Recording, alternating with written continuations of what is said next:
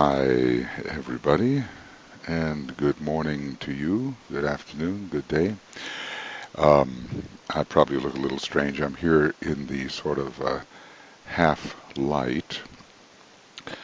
I'm here with my wife and friends about 70 degrees north in the Arctic Circle, about 6 degrees north of the Arctic Circle, and we're broadcasting under Mercury retrograde situation. I'm afraid I've managed to wake up about 2/3 of the household when I intended to be as quiet as I possibly could. And one more little item. I have a little dog. Her name is Sophia Wisdom, and I fear that she absconded with my hearing aid. Maybe even swallowed it. So if you hear a little chihuahua snoring in the background, this is all part of the Mercury retrograde situation. But I'm also going to try to keep my voice down so as not to wake the dogs. And also we have other people in the house who are asleep. So if I hope that I'm coming through reasonably. I'm not going to speak in my normal tone of voice, but we've tested it out a little bit, and I trust that it is reasonably audible. Well, this is our 6th webinar on the seeds of the infinite idea, and we have covered, or at least mentioned, many things. Maybe if I went to, I have kind of a list of the kinds of things that we have covered, and it might be just in terms of a little review useful. All I have to do is find this, and sorry, I should have had this ready, but let's see. This is okay. Meditation, invitation, introduction. Well, maybe I'm just going to have, here it is. It's called Thus Far Discussed. So we have thus far discussed isolated unity in general, and we've tried to not only view this as a mental concept, because it's hard enough to understand it as a mental concept, but it is much more important to get something of the experience of isolating the unity which always exists. We have used also an ancient Atlantean chant that DK says has long since died out, but it has been very useful, he said, at the time of the third initiation in those ancient days, and that may have been the initiation that was the highest at the time. We're told that on the moon chain, the Buddha was ready to take the third initiation, but it was not offered at that time on the moon chain, and so he had to come in Atlantean times, probably in the second, maybe third sub-race of the Atlantean root race, and take the third initiation, which he did with the Christ. So anyway, this form we meditated upon, and I think you can find that in either in Dyna 1 or you find it in Rays and the Initiations. Just look up Ancient Atlantean Chant. I don't want to go hunting for it right now. And we meditated upon that, and some of you found that very meaningful. I personally have memorized that chant, and I repeat it to myself, especially certain of the 8 verses, in order to regain the experience of of what they're talking about. Swept am I by the universal life, and as I sweep upon my onward way, the way of God, I see all lesser energies die out. I am the one, I, God. I am the form in which all forms are merged. I am the soul in which all souls are fused.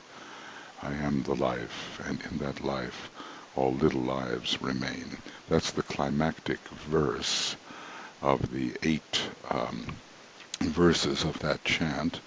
But it's very interesting how one gets there and the kind of struggles that one has to pass through in order to make that really useful and real.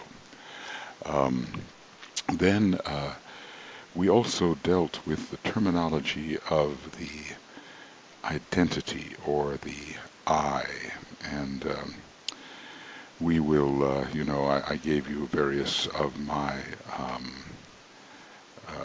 sort of symbols for that, and I won't repeat that here, but it gives the whole idea of how the one and only self, it's an unbounded, absolutely infinite selfhood.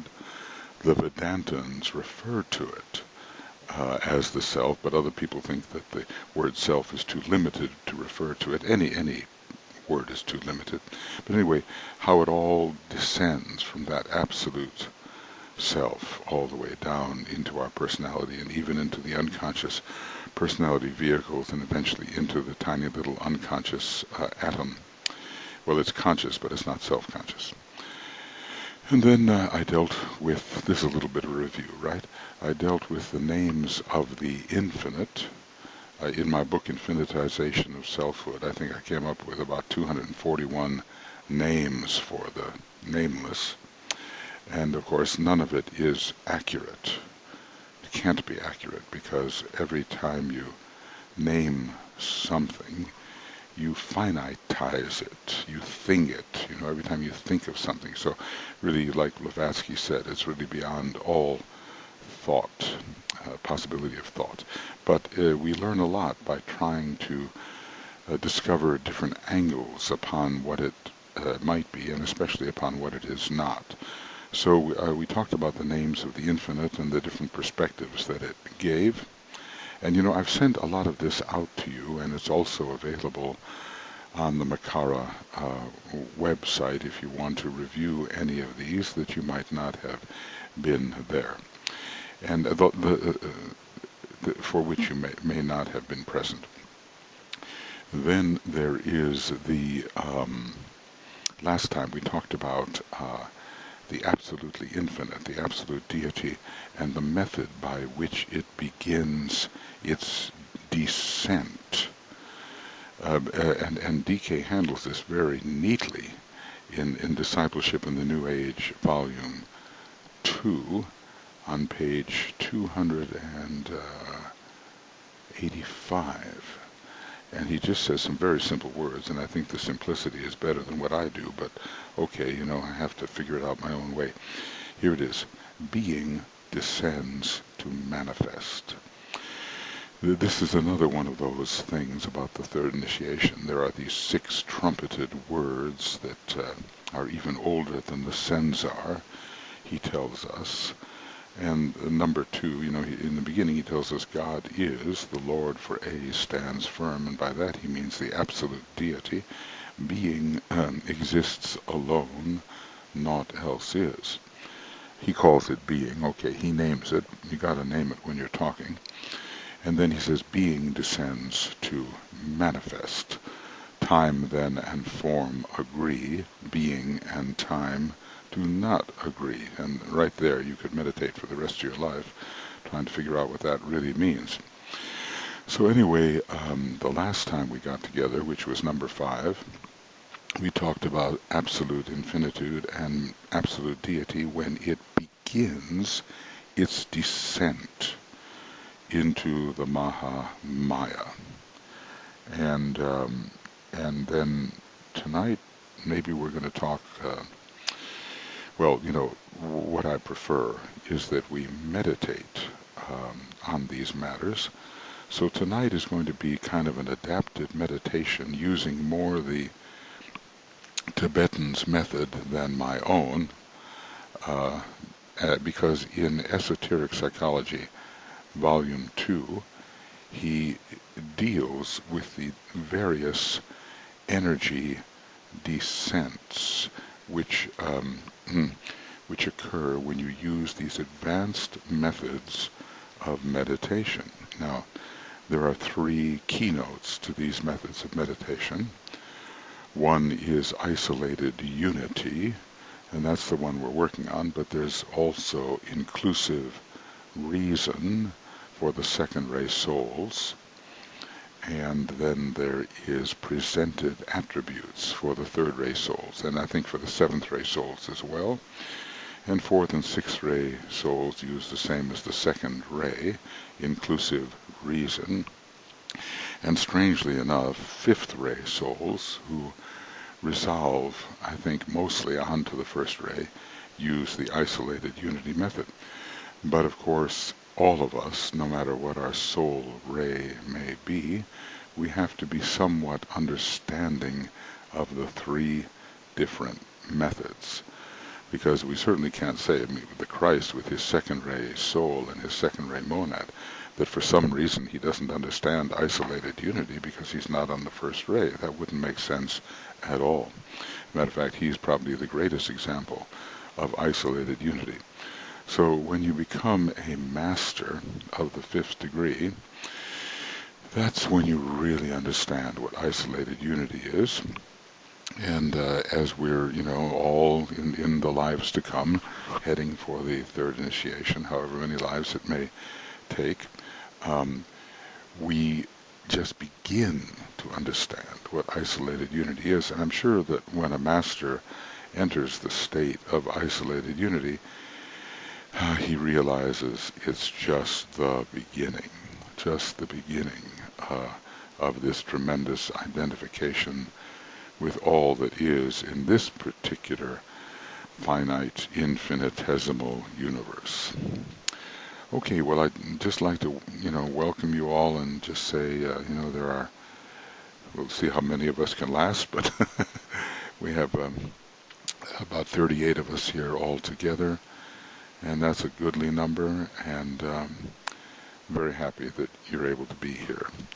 And later we'll open the floor up for some questions or comments. I may still speak in this low tone of voice because I just have to, under the circumstances. And members of our staff will let me know if I cannot be heard.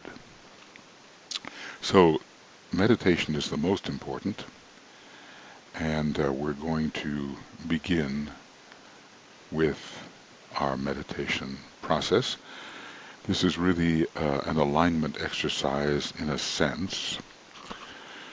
We're going to go up through the vehicles, and then we're going to follow the energy descent, which Master DK discusses in terms of the technique of isolated unity. Now, all the technicalities may be interesting, but what we want is the consciousness and energy changes which these technicalities result in. So, bear with me here as we rise and then descend again. And then we'll see some of the things that Master DK said about this. They're already incorporated in the meditation. And then your thoughts about it. Perhaps tonight we won't get so much into the abstract philosophy, but we'll deal more with occultism as we have been studying it, these many years. Okay, friends, so this will be our meditation, and I will more or less follow the outline. I'm going to ask you also at various points to contemplate certain things. And we discussed that contemplation is an extension of meditation. It's a deepening of meditation, and it's really something that the soul does, so that when we realize ourselves as the meditating soul, we are in a state of contemplation. Now, the soul is not something other than we are. It's the state of consciousness in which we exist when we are not as deeply immersed in matter as we usually are.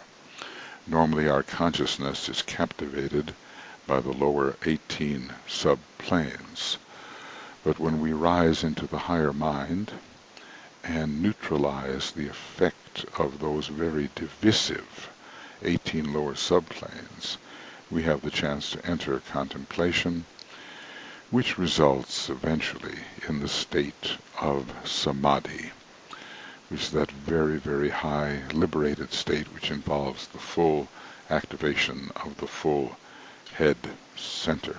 There was a picture of Ramakrishna being rather upheld by his students. He was in a state of samadhi. He looked very, very happy, I must say, or even blissful. Okay, friends, here we go. We will begin.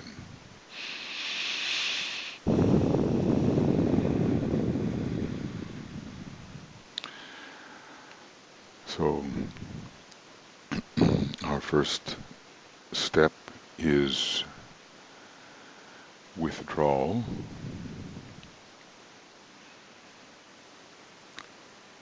We begin by realizing that we are the consciousness confronted by the fields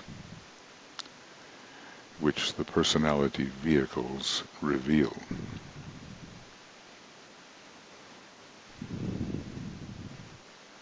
And we take these normally as factual, but they are, says the Tibetan, congestions in time and space. So we are the being, we are the immersed consciousness, and we realize, okay, this physical plane world and this body, etc., we have them. They are our instruments, but I am the body, but I am not the body.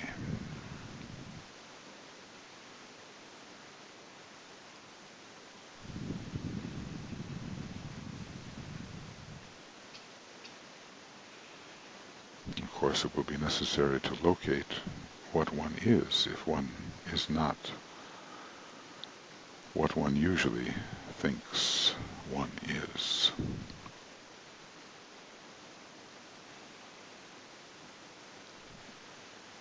I'm not that, and I'm not all of the vital flows of energy which are found in the etheric body. And even though I identify often with my desires or my wishes, my hopes, my feelings, my attractions and repulsions, I am not those states, not this and not that.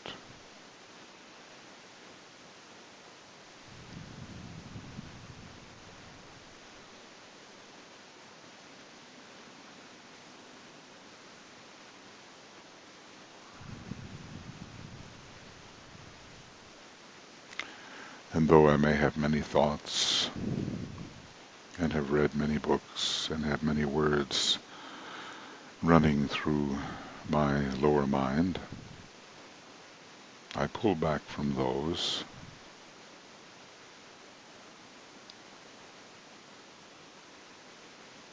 and realize that I am something other than this collection of thoughts. Not this, not that.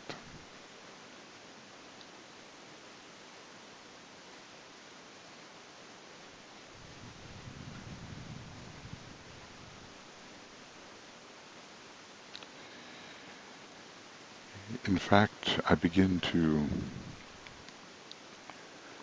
slip into a higher world. I have, in a way, negated my identification with the lower 18 subplanes.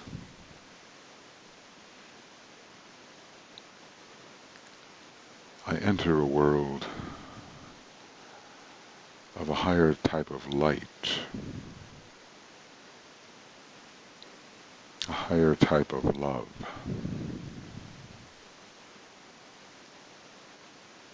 a higher type of will than my personal will, a sacrificial will. I stand in the presence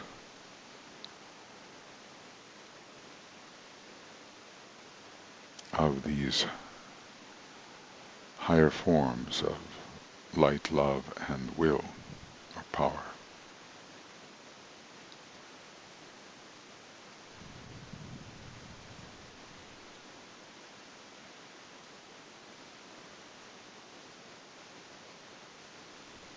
And to live in that even while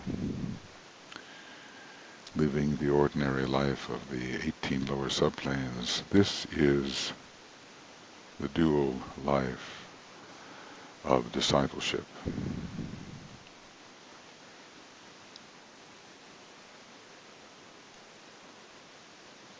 To not forget that world of light and love and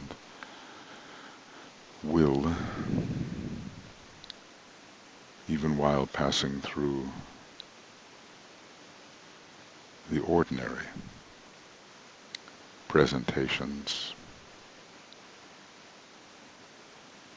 So, we students of the Tibetan, we know something of how the egoic lotus is said to look. This is a lotus here, prepared by Tuya with the colors the Tibetan has given.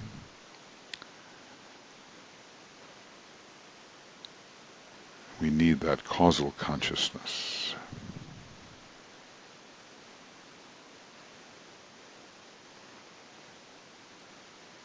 We need to sustain it, continuity of causal consciousness, at least that, although it's not easy. And we imaginatively, we enter the very center of the lotus. It's called the central fire, here depicted as the 8-pointed cross, which has a very important Syrian connection.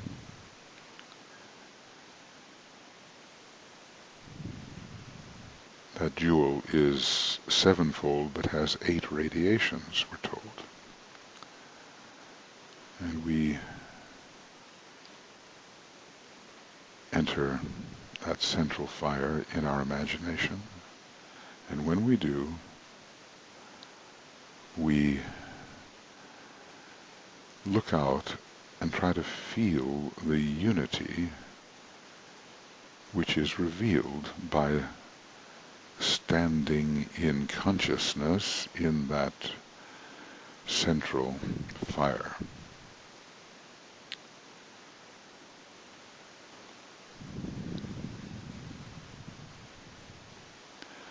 Our task is to isolate the unity, meaning to experience it regardless of what else is going on. And so often we're pulled off or pulled out and forget and lose our continuity. But here in this central point,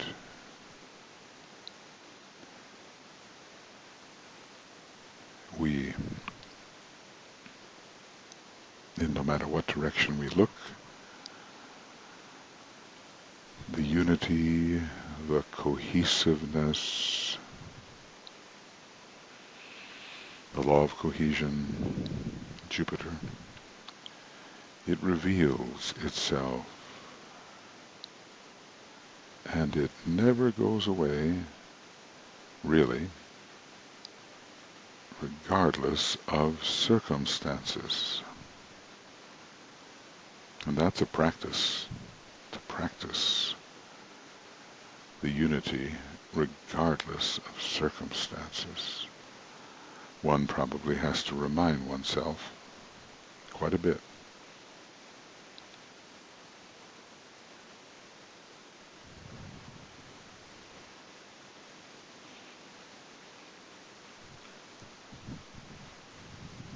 But that's just the beginning. And at least in our imagination, there is a way to enter the spiritual triad via the central fire. As you may see on your screen, the Antakarana is one way, and we do that. We work at that. But there's a line that connects the central fire to the manasic permanent atom, to the abstract mind, and we can also enter the triad, the more global state of consciousness, in that way. So let us use our imaginations a great deal now. We act as if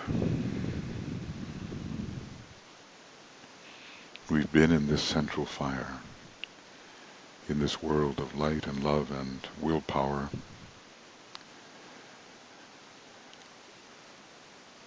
We're connected with each other in the unity,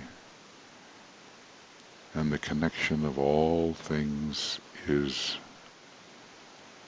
at least imaginatively revealed to us.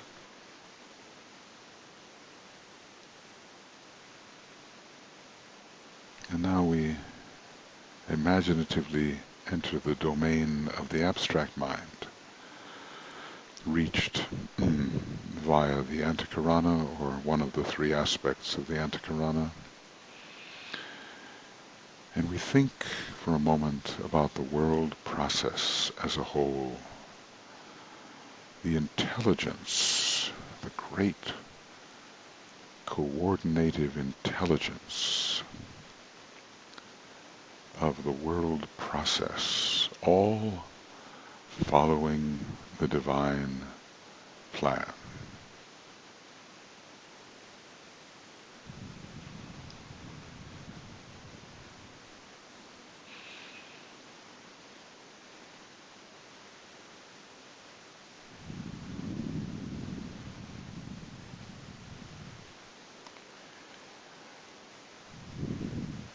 So many movements of so many beings, and it can look chaotic and indecipherable, but beneath it all is a great intelligence coordinating all actions, and the abstract mind begins a little bit to reveal this great coordinated act made of many acts.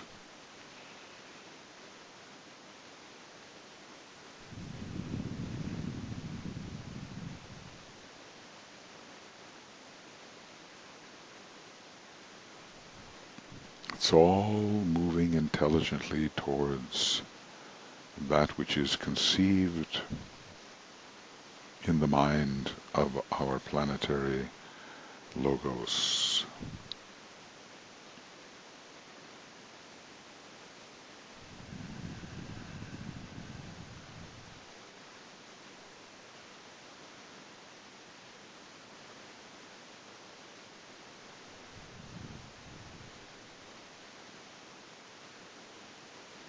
It's a planetary mind, and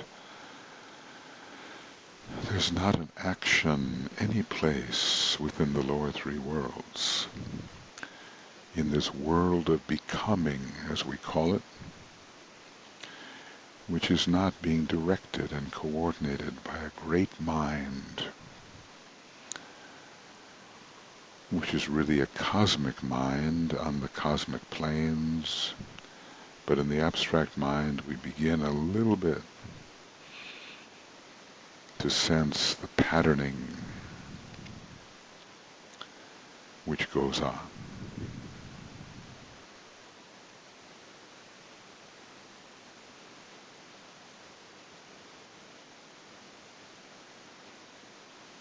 So one day all of us are going to have to focus in the triad,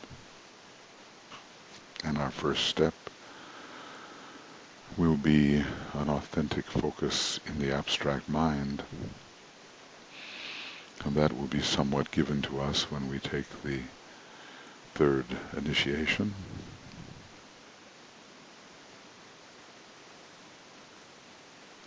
It's the beginning of triadal life, impersonal life.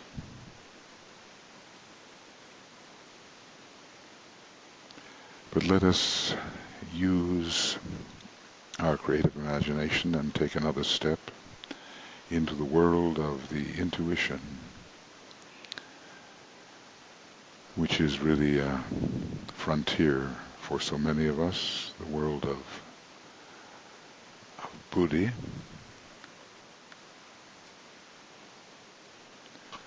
which knows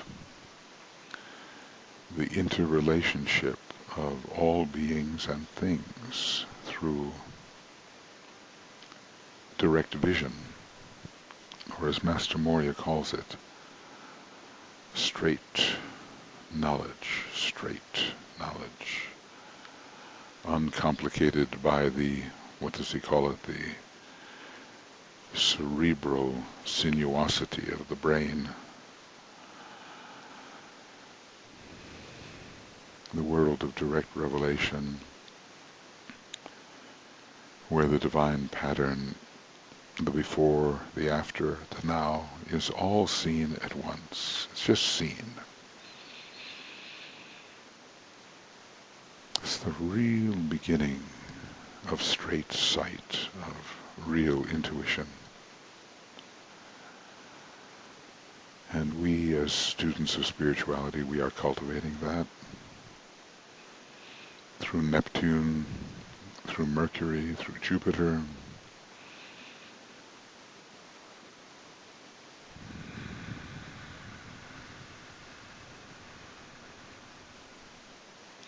You just know something.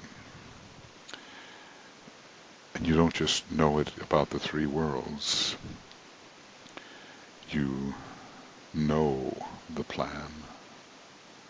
You don't have to figure it out. You know it in some degree.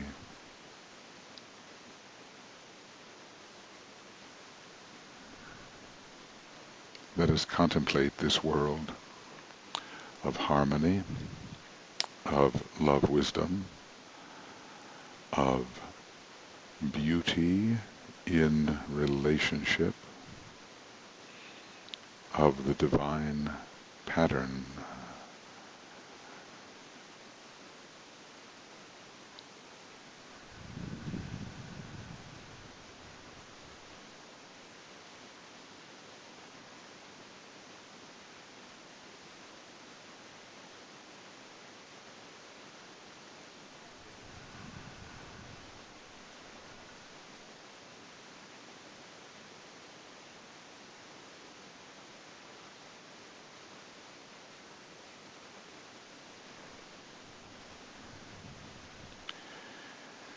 This world reflects the patterns, the sevenfold patterns on the monadic plane. And so it begins to reflect divine purpose.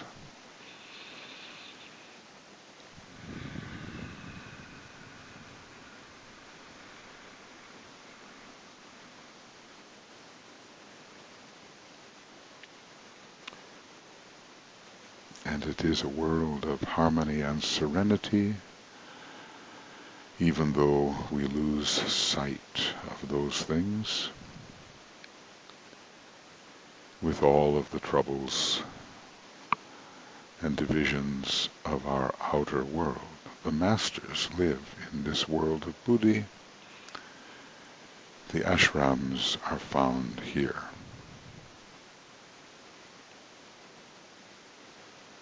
Most of them.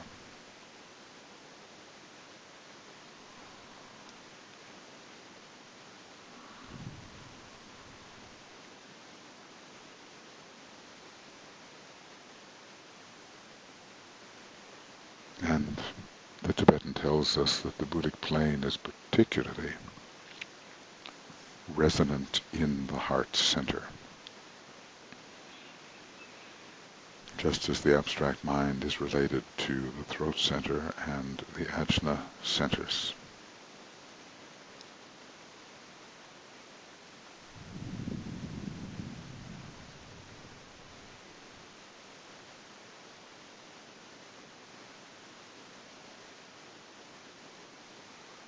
So this is our frontier, and we have to learn, as the masters have learned,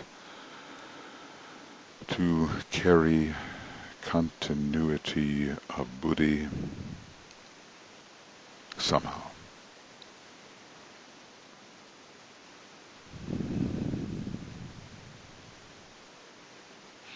Now we move ahead into the world of spiritual will, the world of the Atma. And this is the will and the intelligence. It's also a plane of intelligence, this Atmic plane, which animates the divine plan.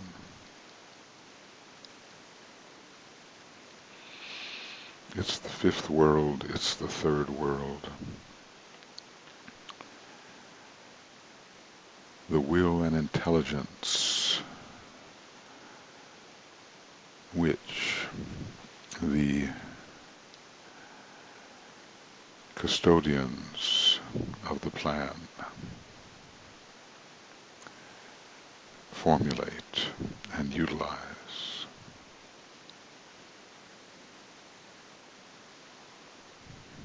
Spiritual will. We know very little of it, but in our sacrificial moments, as the sacrifice petals of the egoic lotus open in the initiatory process, we know a little bit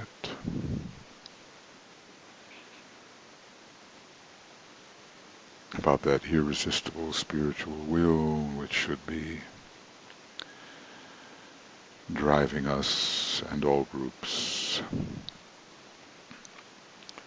on to the fulfillment of destinies which we can hardly conceive.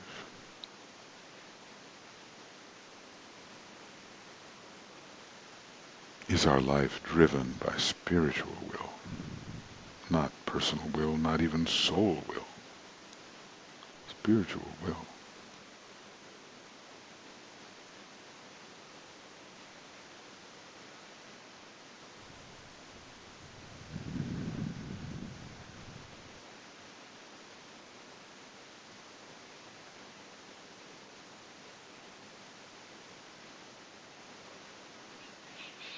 And what a different life it would be for most of us if this was really the case, as is the case with the first ray ashrams on the Atmic plane.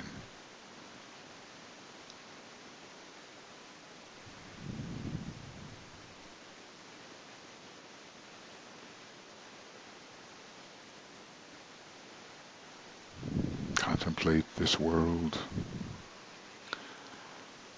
of willful intelligence driving the plan forward, the divine plan.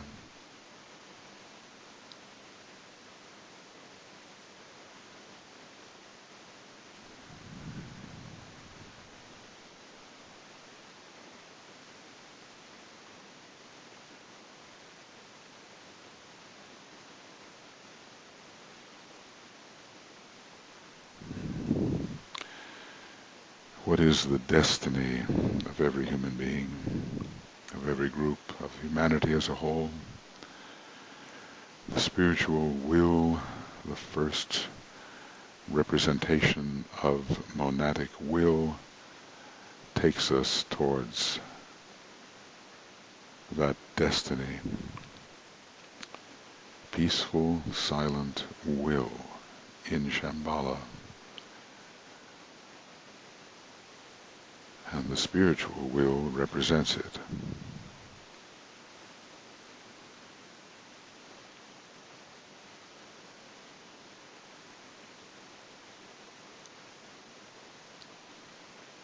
So as we go through our daily life, let us remember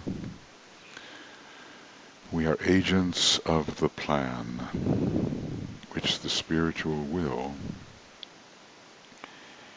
is enacting, fortifying, sweeping into incarnation.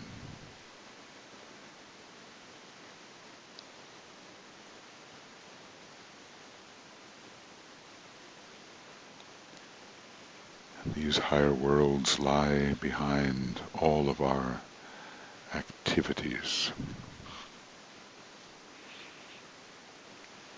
in the daily life. So that's the spiritual triad, and we will spend lives learning to focus our consciousness there. But we have another step before we begin our descent, as Master DK describes it. And that is to enter into the world of being, at least imaginatively. Use your creative imagination, it's the bridge.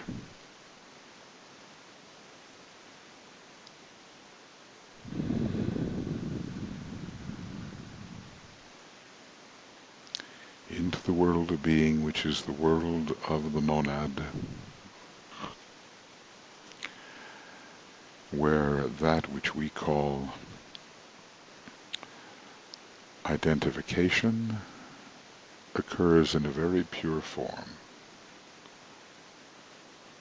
Maybe not the purest form, but certainly a form far greater than we normally can experience.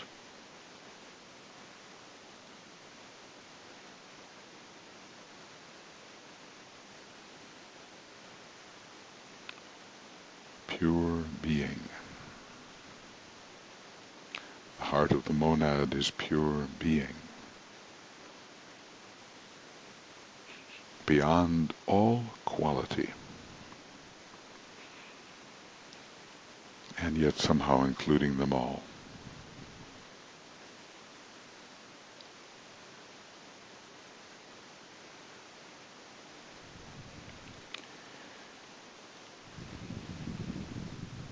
And this is our real anchor on the cosmic physical plane. Not down here below, which is a necessity born of the saving impulse. But our real anchor is above. The roots are above. The branches and the leaves and the fruit below.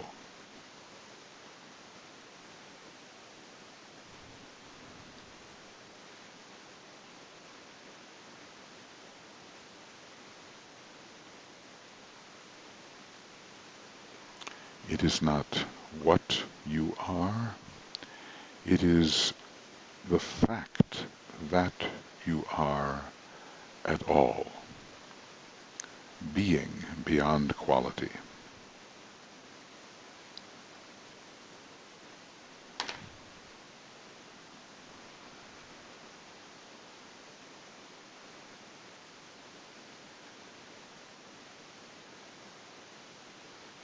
This is the monadic world, where as initiates of the 6th degree, Chohans, maybe thousands of years ahead, this world will be the world in which we function freely.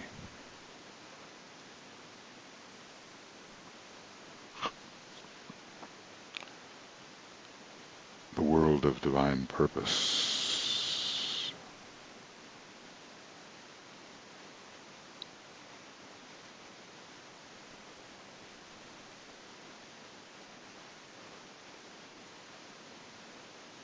And each one of us is a tiny aspect of that purpose, with a purpose to carry out and a plan for doing so.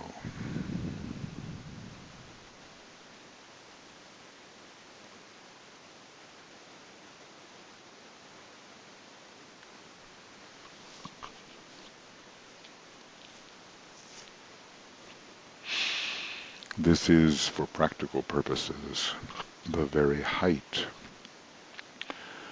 of our being on the cosmic physical plane. For practical purposes, of course, it all goes far beyond this.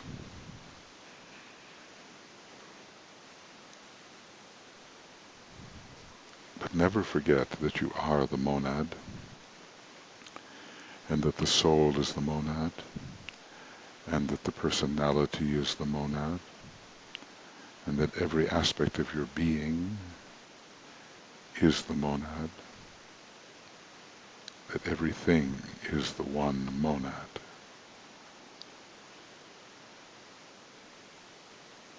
The one monad of cosmos, the universal logos. So carry that idea with you. The continuity of being.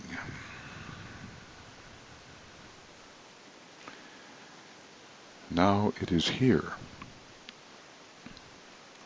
that Master DK begins his descent. This material is found in Esoteric Psychology, Volume 2. Very advanced material. We'll be groping towards it for some lives to come.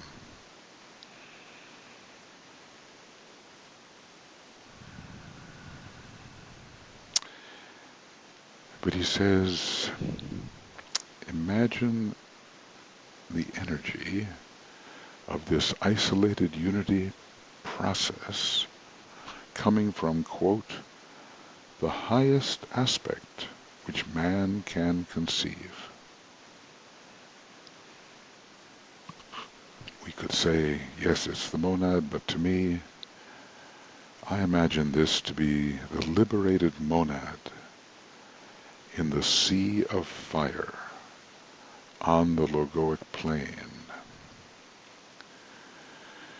where initiates who have almost completed or have completed the 7th degree, like the Christ and the Buddha, where they are focused.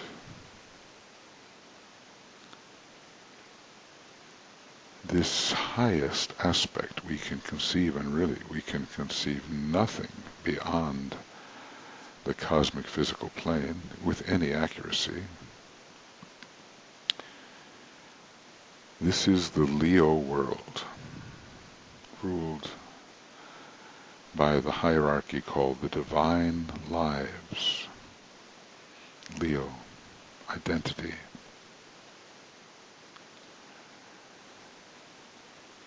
Here we find the very essence of the monad as it can appear on the cosmic physical plane. So he says, imagine an energy coming from the highest aspect which a man can conceive. So even though it's a theory, we'll begin by imagining this sea of fire, which is the true home of Shambhala on the cosmic physical plane. And it has great beauty and great design, great geometrical relationships, we are told. But this energy that produces isolated unity, a very high Leo state, comes from the sea of fire ruled by Leo.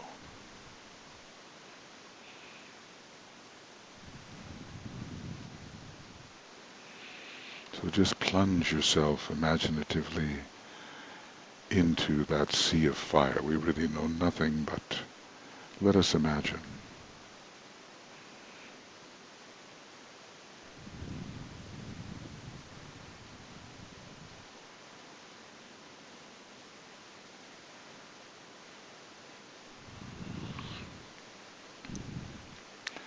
Our God is a consuming fire. Our God, the Solar Logos, the consuming fire of love. Leo, the fire sign most related to love and consciousness.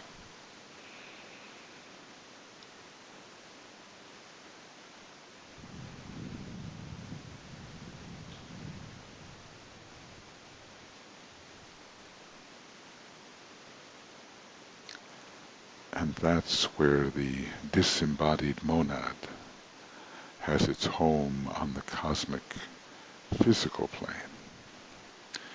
Of course, it travels, so to speak, travels to higher cosmic planes and on, but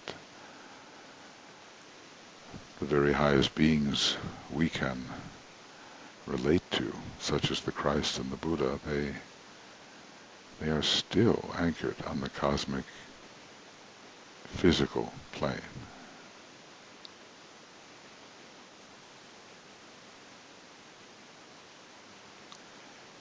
And then the energy descent, I believe, passes into the monad proper. But since isolated unity produces illumination, a second ray factor, I'm believing that it passes through the second aspect of the monad, through the first and then to the second, the wisdom aspect, because the results will be great light and illumination. In other words, the revelation of the unfettered enlightenment of Shambhala,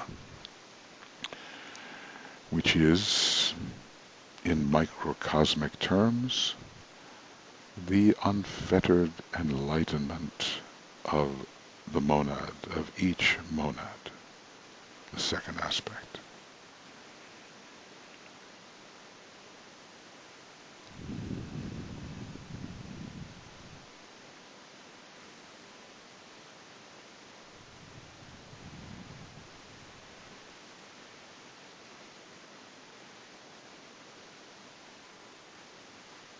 A great light, which he describes as a very different kind of light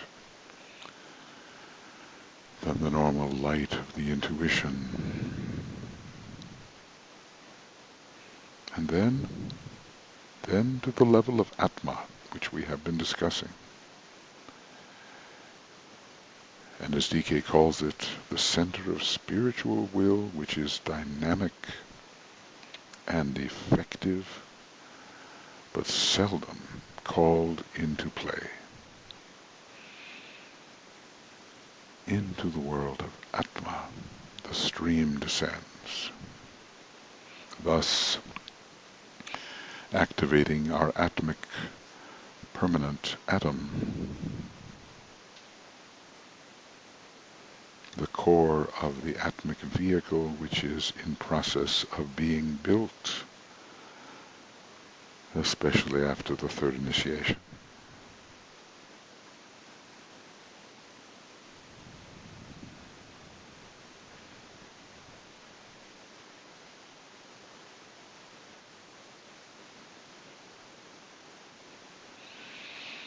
And then, closer to home, but not that close, to the will petals of the egoic lotus. He says, upon which I touched in a treatise on cosmic fire. These petals, this is important, these petals are the reflection in the soul of this particular aspect of energy, that is Atma. The will petals, sacrificial will petals, reflect Atma. There is no spiritual will without spiritual sacrifice.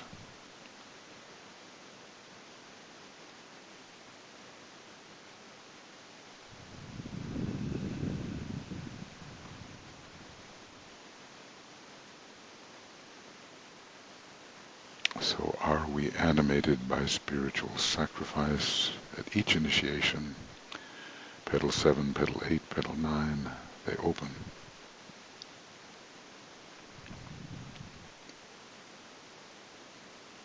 And spiritual sacrifice takes us over.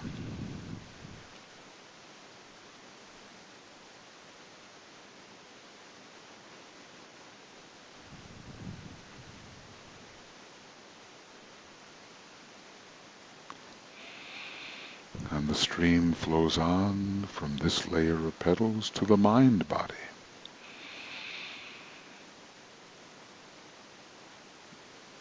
That is the lower mental plane, and it has its chakras. It has its chakras. It's not amorphous. It's not amorphous.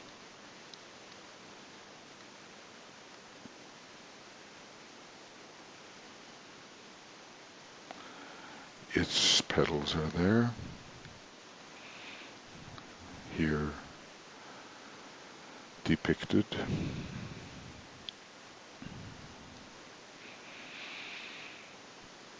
Every plane has its vortices, every plane has its chakras.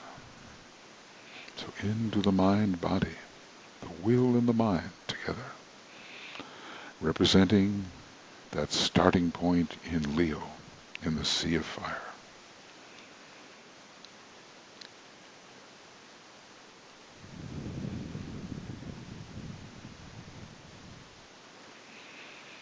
Is the spiritual will in our mind?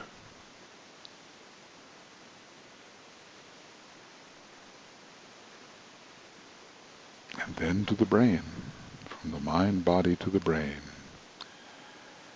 These are direct quotes from the Tibetan, from the mind body to the brain. Just imagine it. Because that great illumination has to occur in the brain, of which the light in the head is just the beginning.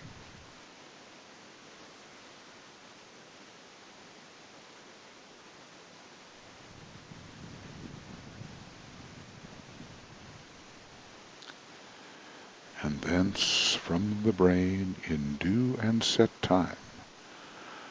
Notice the initiatory language there. The astrological initiatory moment in due and set time to the center at the base of the spine, thus arousing the Kundalini fire. So think of it. From the highest fire on the cosmic physical plane, the sea of fire, representing the pure first aspect on the cosmic physical plane, all the way down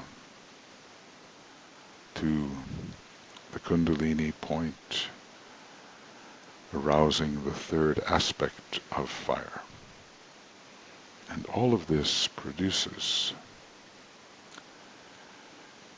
a great illumination,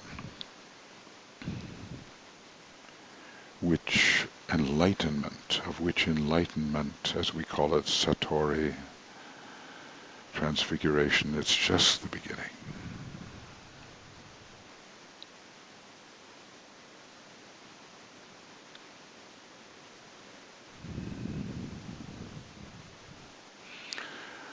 light points wake up in all of our apparatus, and all of our apparatus becomes illumined.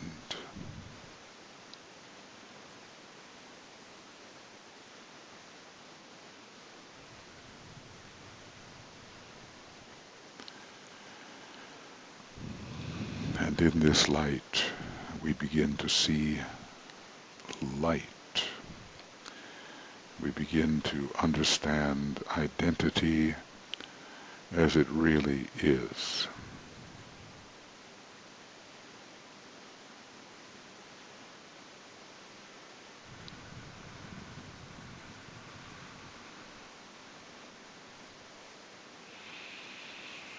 Right through the top of the head, from the jewel in the lotus, from the jewel in the monad, through every permanent atom in the triad, right down to the base of the spine.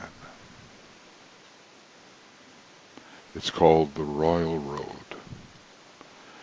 and it's ruled by Libra, the shambolic sign, one of the important shambolic signs. So feel this breaking forth of illumination, and realize that it opens the door to the isolation of unity. We contemplate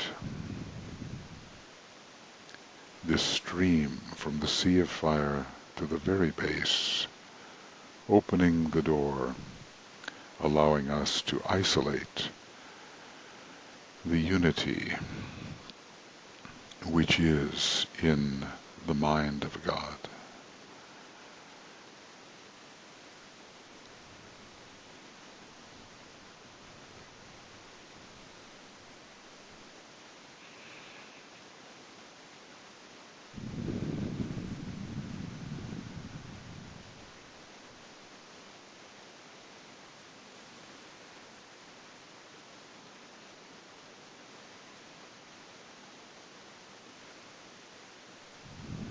This alignment can be practiced. Of course, according to your soul ray, you will practice the appropriate alignment, but finally, this first ray technique will be practiced to reveal first the unity in the beingness of God, the planetary logos, and finally it will reveal the synthesis and identicality of all that is here occurring. But it will take practice, and it will take lives before the fullness begins to dawn.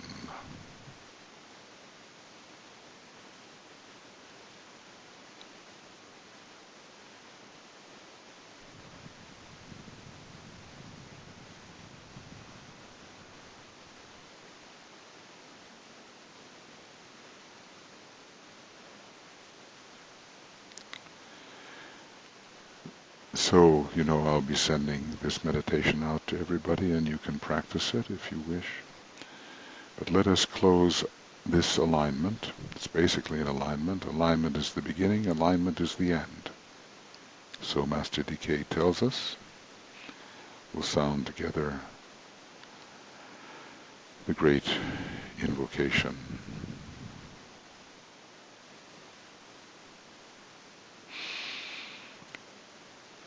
From the point of light within the mind of God, let light stream forth into the minds of men. Let light descend on earth.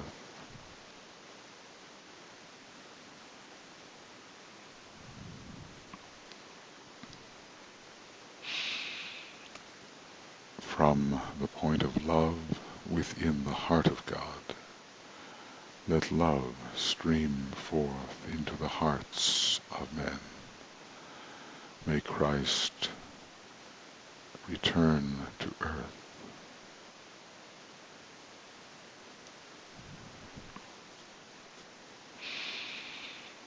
From the center where the will of God is known, let purpose guide the little wills of men, the purpose which the masters know and serve.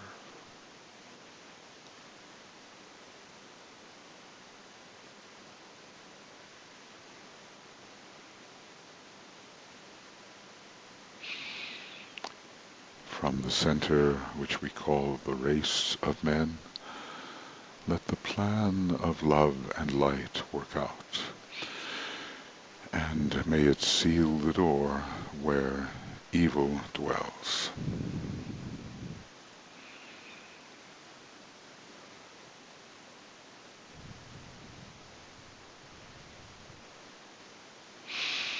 Let light and love and power restore the plan on earth.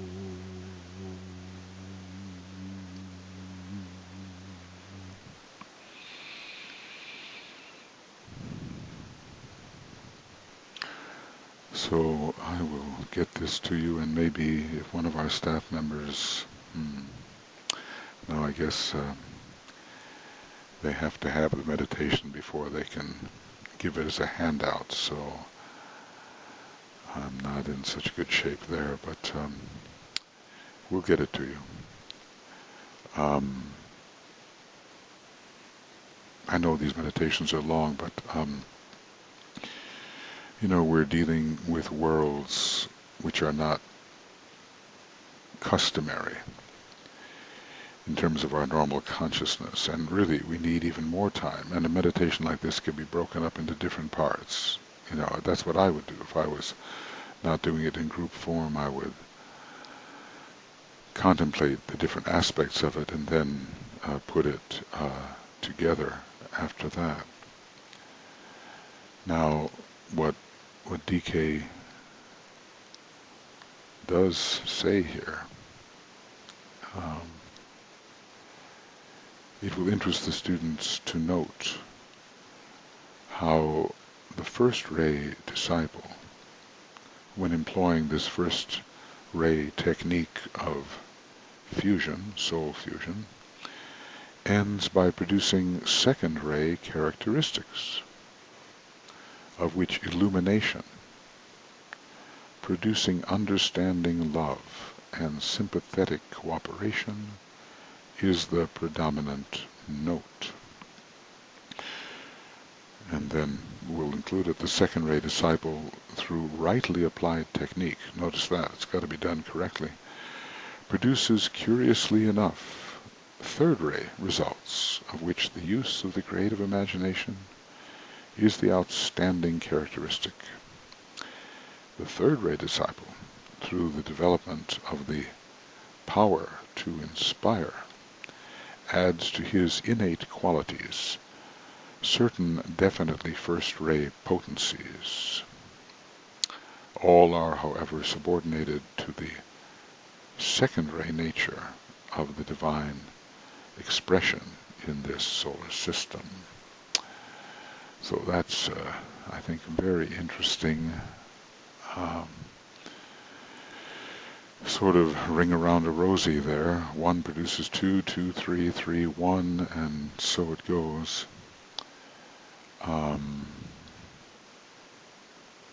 Now, the type of illumination that is produced is not the mystical type. It's not that which is essentially the evocation of the intuition and which brings direct knowledge to the mind. And that's a high enough state. The type of illumination that we're supposed to achieve, and remember that St. Paul, or Saul, on the way to Damascus, was blinded for 3 days. He was really hit with Vulcan as an anticipation of the third initiation. So the type of illumination, the one to which I here refer, says the Tibetan, is symbolically speaking related to the consciousness of the Creator when he set forth the phenomena producing fiat, let there be light. And what I've said about this here is that presumably we're dealing with the unfettered enlightenment of Shambhala. It's somewhat sensed as the breaking forth of light. And this breaking forth is related to the second ray mantram. Remember, it's all under the second ray in our planet and solar system. I see the greatest light. The first truly esoteric location of Shambhala is on the monadic plane, and a still deeper esoteric location on the logoic plane. The monadic plane offers a combination of the first and second rays. The monad is the first aspect, but Jupiter, the second ray soul planet, rules the monadic plane, and Virgo, the major conductor of the second ray at this time, is the ruling sign of the monadic plane. So let's just say that a more entirely first ray expression of Shambhala is found in relation to the logoic plane and the sign Leo, with the sun veiling either Uranus or Vulcan. These are technicalities, but you get the idea that the first ray and the second ray are involved in this breaking forth of the blinding light of Shambhala as the third initiation is approached. Now, we're not there yet, but we have the example of St. Paul, who, as the Tibetan said, was literally blinded for 3 days. And he consulted the record to find that out. So this is the section of what the first ray technique produces. It produces an activation of Atma, the first qualified differentiation of monadic life, and that's called spiritual will, and then the illumination of which I spoke. And this illumination from the highest aspect which man can conceive follows the direct line of approach, and we did that in the meditation. So, obviously, we're doing these meditations maybe once. Yeah. They have to be done repeatedly. There's nothing like practice. Master Morya tells us to wear away irritation through cosmic perception. What a fantastic idea. So the irritation in which we live our normal life, at least I do, as a personality, this is worn away by a great vision of cosmos. And gradually things are seen in their proper place in that type of illumination. It takes practice every day. If we don't practice it, like, Roberto Assagioli, he said, okay, every day practice. I have a body, but I'm not my body. I have emotions, but I'm not, and so forth, so forth. The ancient Raja Yoga technique, he said, this protects you. Practice the disidentification exercise. Practice that. So, when I have the time, I catch myself and I practice that. And sometimes it actually saves the day, especially in circumstances in which my personality energies are rebelling against the circumstance. I try to realize it from a larger picture. I should do it more often. Maybe we all should. Okay, friends, so now I think we began this meditation in the last degree of Scorpio, and we're still in the last degree of Scorpio.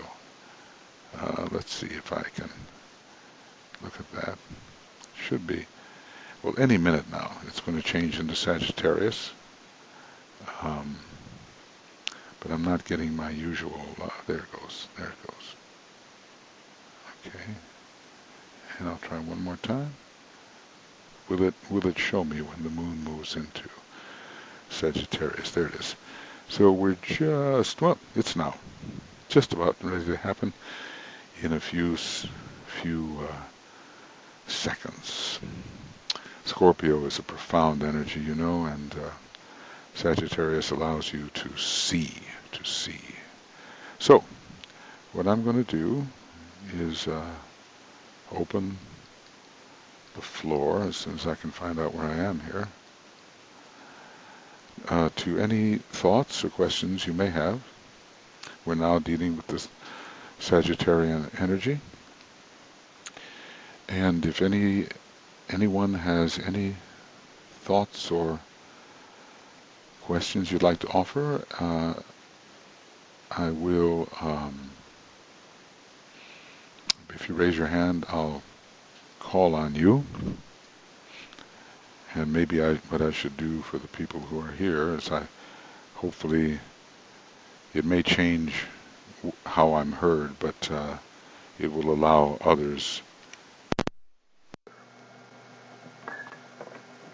So if you have any thoughts or questions on this meditation, any statements, you can raise your hand, and I hope you can hear me now. I'm not speaking to my microphone, I'm speaking into the computer microphone. I know it's not as good,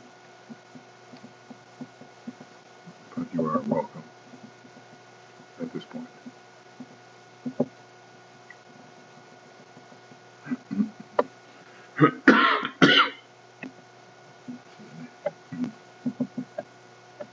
There, we have a hand. Okay, Nicholas in Greece.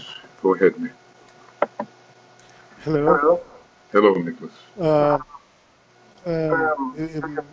This technique we had just used, meditation technique, was described as a first technique. Yes, first ray method. First, yeah. Okay. There's too much an echo. Oh, there's an echo. Okay, well then okay, you're probably echoing. I tell you what, let me turn myself off. I'm going to turn myself off and now keep talking and see if it helps. Okay. What I was, it was quite natural to follow this up. I wonder what would be the difference if we would use a second ray method or a third ray method. I cannot understand what would be a difference like this. Okay, now I'm turning myself on again. And when I'm talking, do you hear me with an echo or are you okay? Okay. Okay, good. So that when you talk or anyone talks, I'll turn myself off and then you won't hear the echo. Okay, there are a DK in the same section. He gave meditation techniques for the second ray and for the third ray, but they are not isolated unity techniques. One leads to inclusive reason, and we can study that. The second ray technique leads to inclusive reason, and the third ray technique leads to the perfect ability to manifest, and it is called presented attributes. Now, I did pull up something here about a second ray method, which I think relates somewhat to isolated unity. I hope I can find it here. Just be a second if I can possibly do that. Meditation, here we go. This particular mantra is one which I think can be used by the second ray types as a major seed thought for isolated unity. And let us remember that even when we are dealing with the first ray technique, it all comes under the second ray soul of this planet and the second ray soul and personality of our solar logos. So the second ray is the main thing. And if we look at the, is it the 17th chapter in John in the Bible, that the Christ is speaking of isolated unity, but from a very second ray perspective. So this wonderful little mantra, let all the life be drawn to the center and enter thus into the heart of love divine. Then from that point of sentient life, let the soul realize the consciousness of God. Let the word go forth, reverberating through the silence. Naught is but me. That's the potent mantra at the end. Naught is but me. So, although the Tibetan did not give us a second ray and third ray method of pursuing isolated unity, we can find in his writings the method to do so. For the third ray, it says, I am the worker and the work, the one that is. So these are all methods of identification. I'll show you the page, which might be useful to you. It's in, well, let's find out where it is. I am the worker. There it is. So with the third ray method, let the army of the voice, army of the Lord, responsive to the word, cease their activities. Let knowledge end in wisdom. Let the point vibrating become the point quiescent, and in all lines gather into one. Now here's the point, okay? Let the soul realize the one in many, and let the word go forth in perfect understanding. I am the worker and the work, the one that is. So these other techniques, Nicholas, for pursuing isolated unity, one of them is found on the 7 keys to the 7 ray methods, and this is Esoteric Psychology, Volume 1, page whatever, 416. And then I showed you this one here, which was on page 285 of Dyna 2. These 6 words, or 6, this will also bring us towards the state of isolated unity. I think really it's more of a first ray technique, but it's really for everybody as far as I'm concerned. And then the Ancient Atlantean Chant, which swept am I by the universal life. So here it is. And you will find this in Discipleship in the New Age, Volume 1, page 678. So if we use those, even though the Tibetan did not give us an isolated unity technique for the other rays, I think we'll be on our way. Go ahead then, Nicholas, in response to what I've said.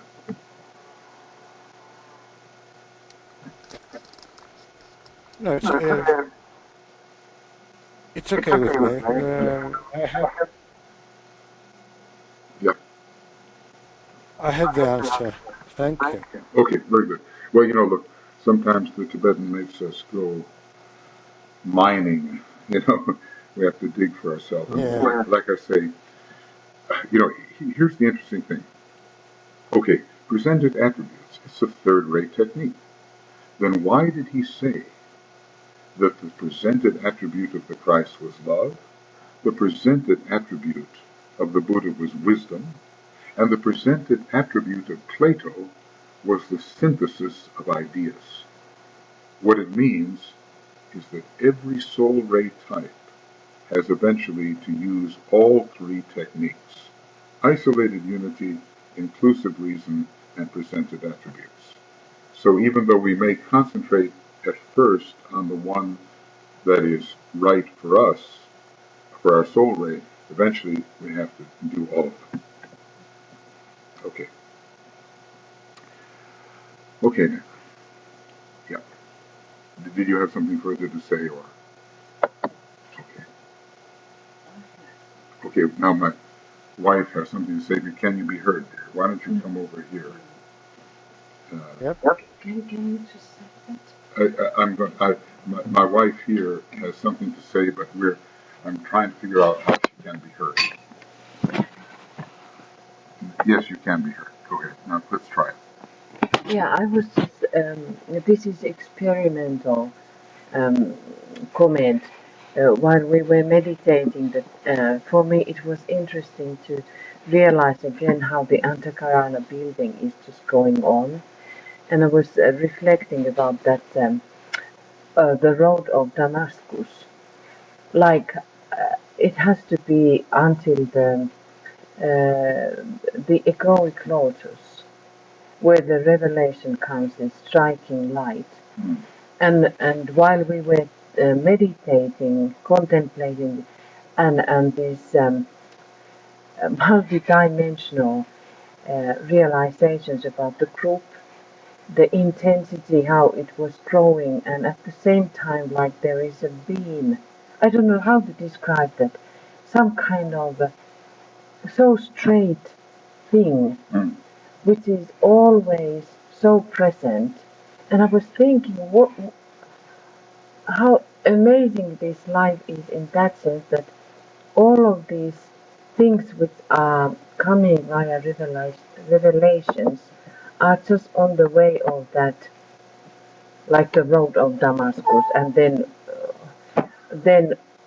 on, but that they were there already, and we just catch up them while we walk that road.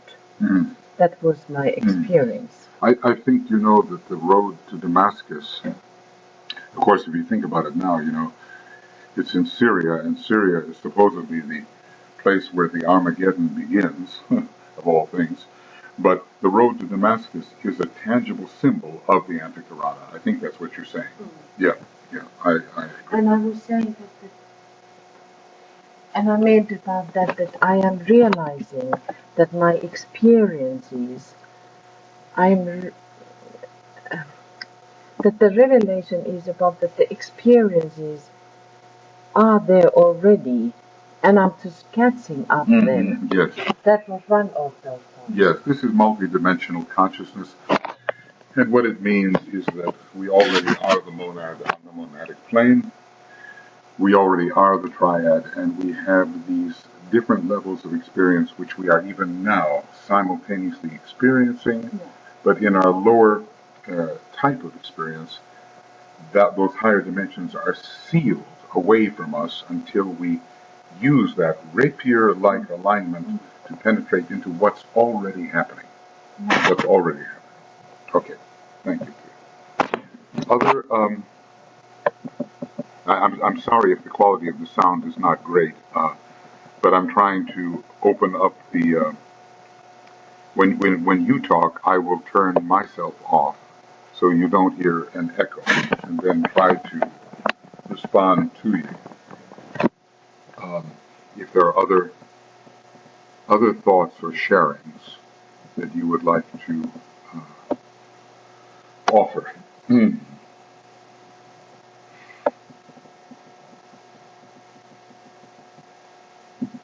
These are, okay, hold on. I'm seeing, yes. Okay, Maria Christina, go ahead, please. So very quick statement that that little bird in that Atlantean chant is back and forth in that dualistic life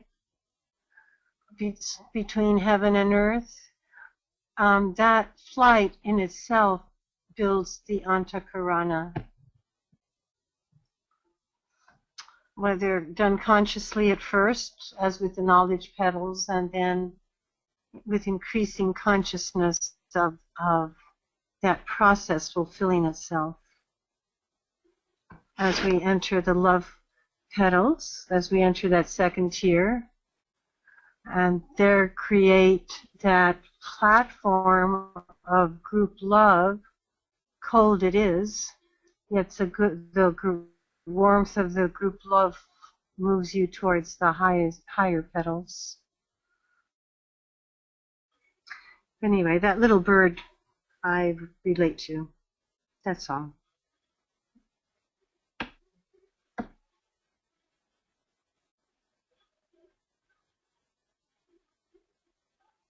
Did you hear me? Here I am talking, and I don't have my microphone on. I turned my microphone off so that there would be no echo for you. But yes, I heard you, and I do agree with this. It is the building of the Antakarana, and every attempt at projection is the little bird flying off the tree. and eventually the two-way channel is created. So in the so-called elevator of consciousness, we can come and go as we wish. And the way of escape, as it is called, is permanently created. Yeah, thank you for that, Maria Christina. If I was just on my headphones, I would handle it more skillfully, but I'm leaving my headphones off so that the people here can hear what you are saying. It's all good. Yeah, it's all good. That's right, it's all good. Thank you. Okay, now we have another Nicholas. Nicholas, did you want to speak again? Okay. Yes. I just realized that the last session, the last week, the way that you handled the whole thing, the presentation of the whole thing, and which I missed it. Anyway, it reminds me strongly about this third ray approach, third ray technique, because when you mentioned the word, the name of Plato, just struck my perception that, oh gee, that was a third ray approach to the thing. Thank you. Thank you, Nicholas. It's interesting. St. Paul, he was a combination of a lot of the first ray monad. But it becomes clear when one contemplates Plato, which should be close to home for you, that there's the blending of the second ray and the third ray. I don't quite know whether it is. DK says here. Let me look it up. Here, and I'll show you what He has a number of references to Plato, and Plato is said to be a fifth rounder, meaning the equivalent of a master or very much there. He mentions him so often. Right here in the externalization of the hierarchy, he says such avatars, he calls them an avatar, were Plato, the first Patanjali, and Shankaracharya. They emerge upon the second line of energy in the department of the Christ and are expressions of the hierarchical force. And yet, when I think of the synthesis of ideas that Plato brought forward, we realize that the third ray is also there. So if I can find, maybe I can do it this way. Plato, synthesis. There's only one reference, and that should take us there. Okay, love is the presented attribute which is at this time working into manifestation. Wisdom began to emerge in the time of the Buddha and was the specific forerunner of love. Synthesis is another of the presented attributes and is only now making its appeal for recognition, an appeal which can only evoke response from the higher types of men, even though centuries have elapsed since Plato endeavored to picture forth the completeness of the whole and the intricacy of the ideas which have come forth as an expression of that whole. So I believe the third ray is strongly present. It is clear from a treatise on cosmic fire that the monadic ray of the Buddha is the third. The monadic ray of the Christ is the second. The monadic ray of Pythagoras or Master K.H. is probably the second, and I suspect that the monadic ray of the Tibetan is the third. I don't want to venture too much about Plato except to say that I believe that the third ray and the second ray are combined. And he certainly, with the synthesis and the intricacy of ideas, the third ray is very pronounced. Okay. Are there other people? Any other? Okay, hold on. Okay, Elena, please. Please go ahead, Elena. Yes, I just have. Okay. During the meditation, as we were going up through the planes up, there was part of experience, part of, I don't know, some contemplative inspiration there or thought that I was thinking we need to enter, we need to move,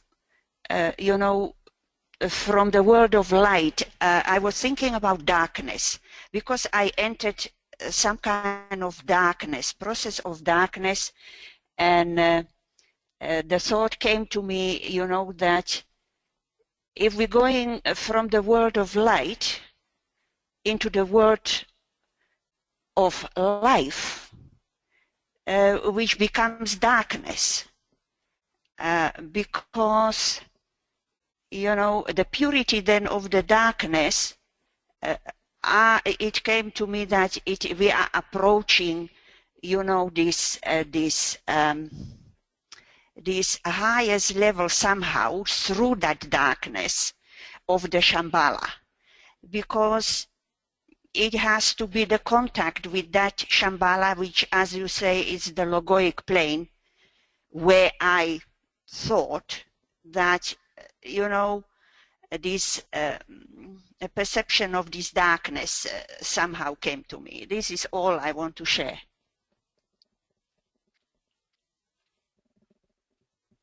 It's a good point, Ella. I isolated here. Something that the Tibetan said about Master Morya.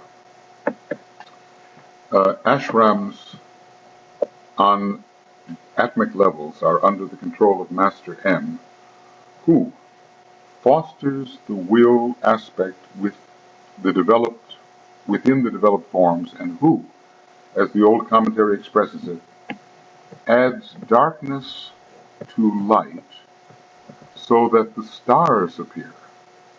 For in the light the stars shine not, but in the darkness light diffused is not, but only focused points of radiance.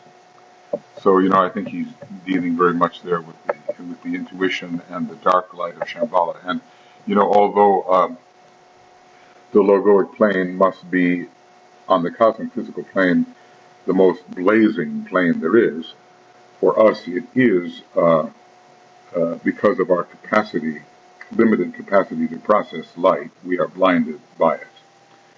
So, you know, like Jeff brought up a week ago or something, you know, how does it go? And Sun, Antikarana, black.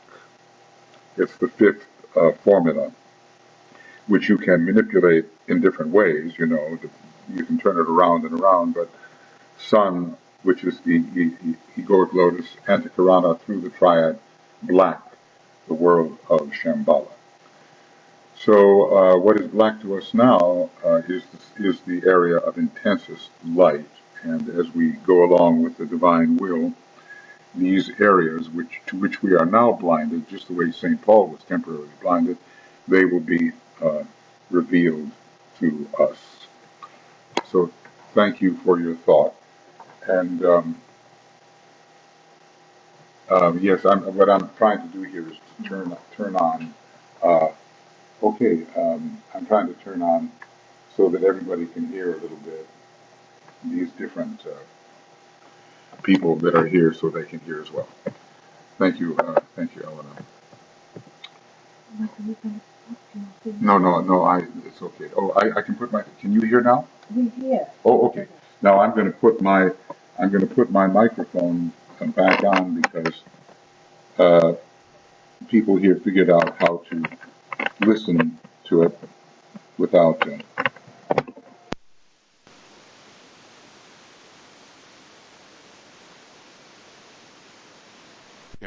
Can you hear me? Can you hear me? I hope so. Yes. Very good. Yes. Thank you very much. Okay, I'm back on the mic. Yes. Okay. Thank you. And Brett, were there any questions that people had? I can't. If I press the questions, I get. Were a question that you answered in process for Helena Bach-Hughes, and there's also a message from Ruby saying, "I am so disappointed I have to leave now. Much love to you all, and in infinite light." Oh, well, I wonder what infinite light is. Oh, I wonder what that is. Anyway, light is, in the Kabbalah, light is that out of which the entire universe is created. The universe is light. So, in a way, light is a condensation of being. And light is actually a great limitation upon the utter blackness of absolute being.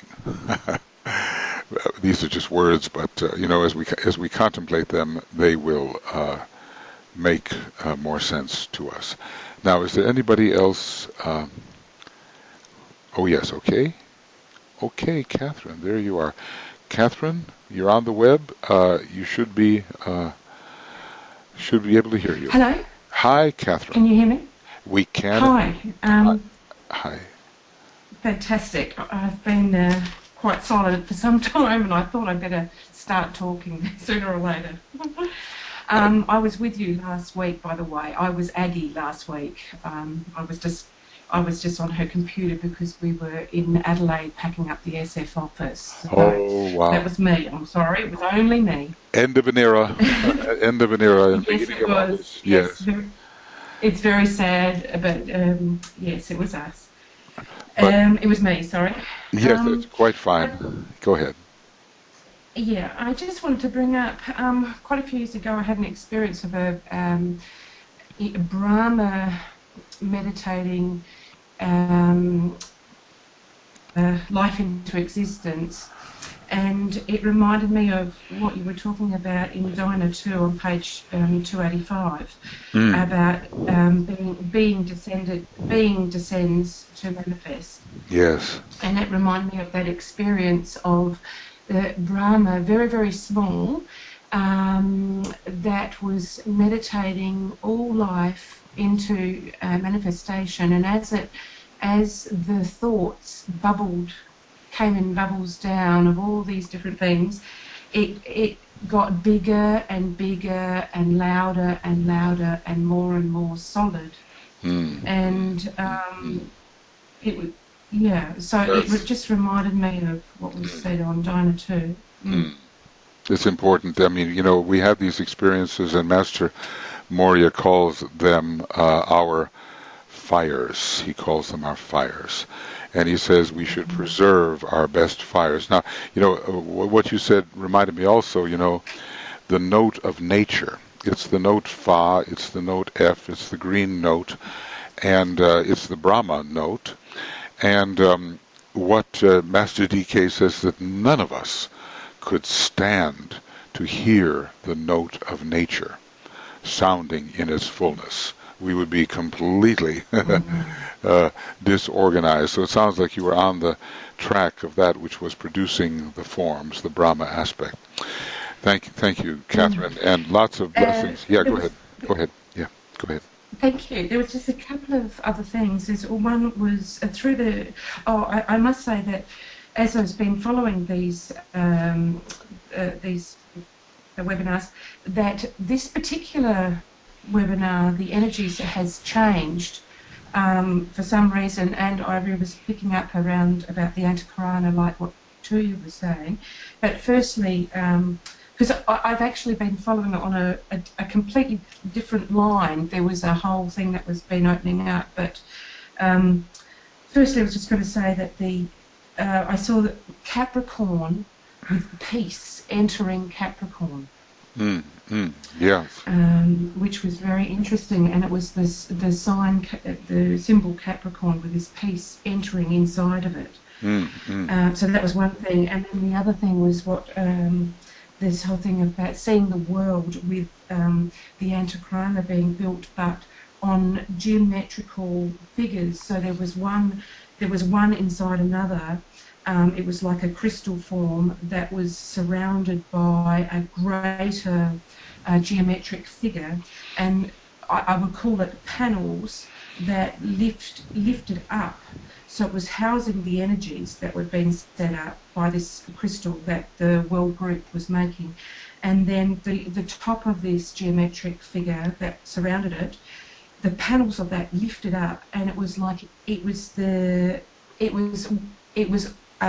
antenna, and also it was used to propel the energies up, so creating the Antikarana. So it was a completely different way of I normally say. Yes, I think it is, and of course the great second ray is the grand geometrician, and in some of the Indian Brahmanic renderings of these inner processes, geometry is used quite a bit for all the chakras and along the what we call the Antikarana line. So that is a whole, look, there are all these different keys to the secret doctrine.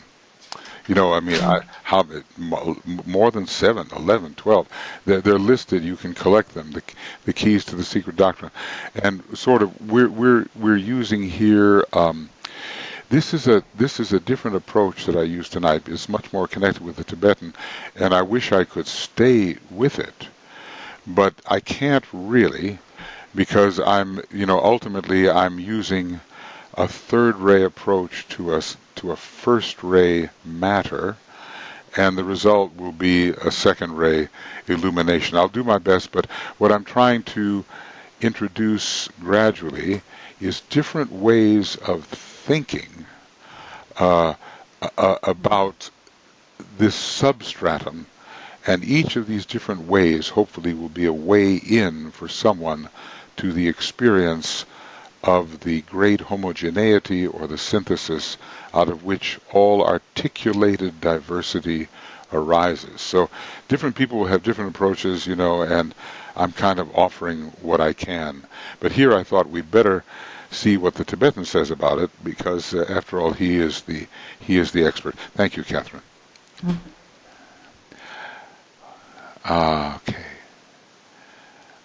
Okay, friends. Well, we are perhaps reaching that point.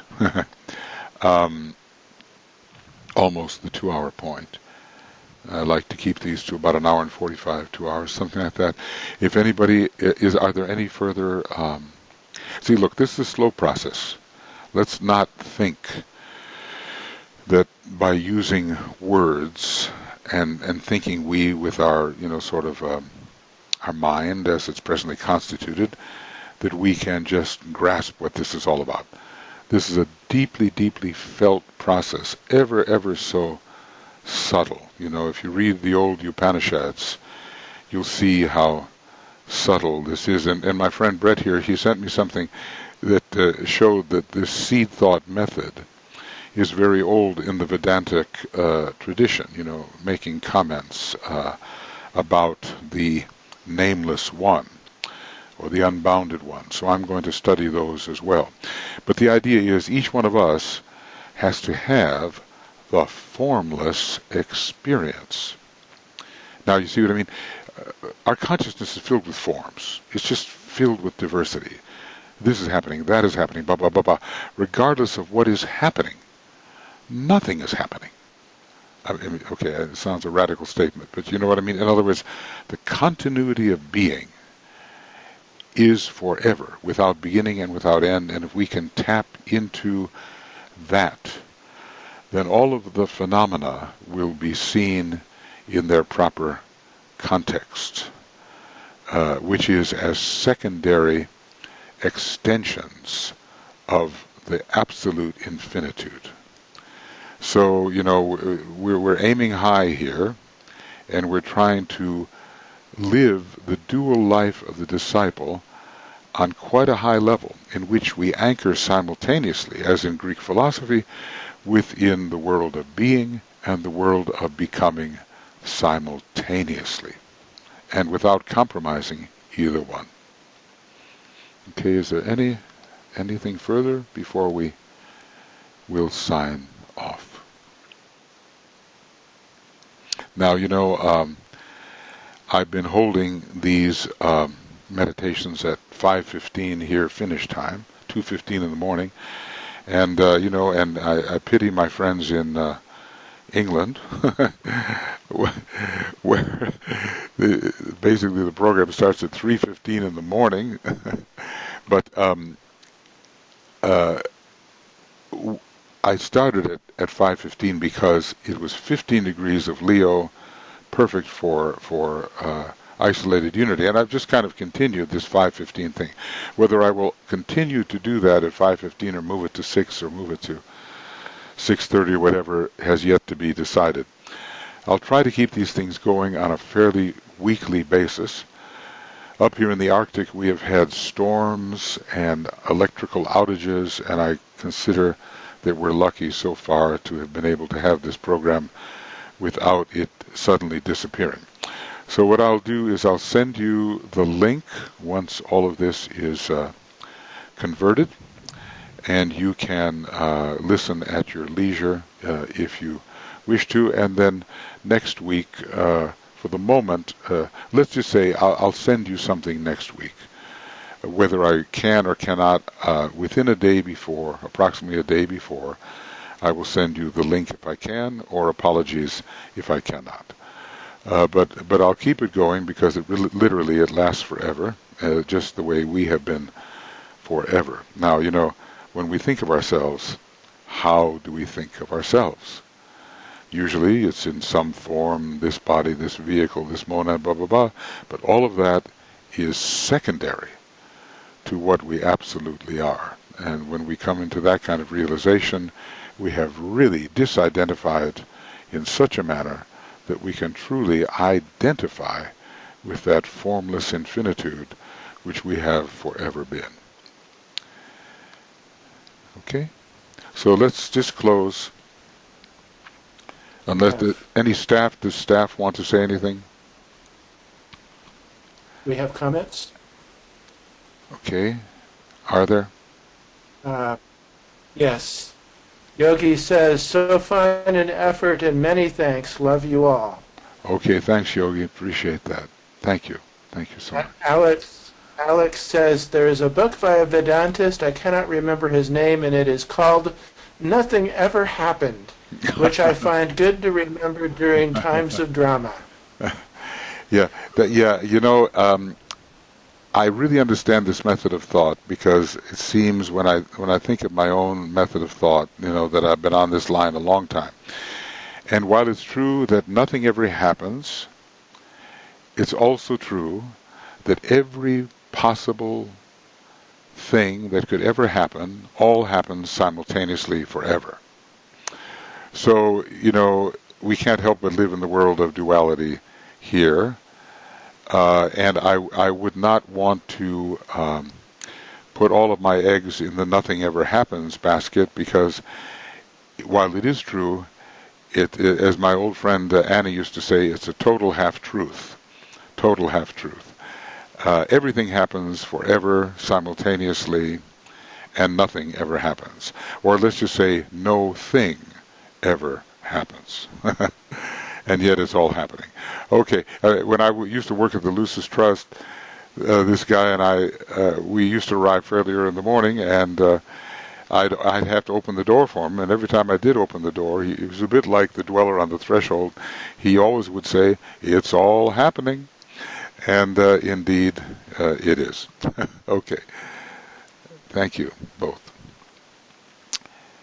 Okay, now, as a close, getting right back down to earth here, let's do our 5 o'clock in the morning mantra. All right.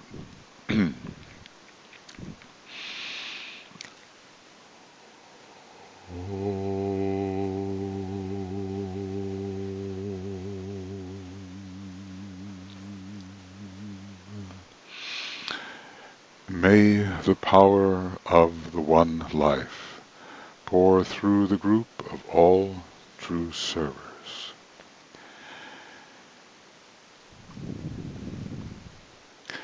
May the love of the one soul characterize the lives of all who seek to aid the great ones. And may we fulfill our part in the one work through self-forgetfulness, harmlessness, and right speech.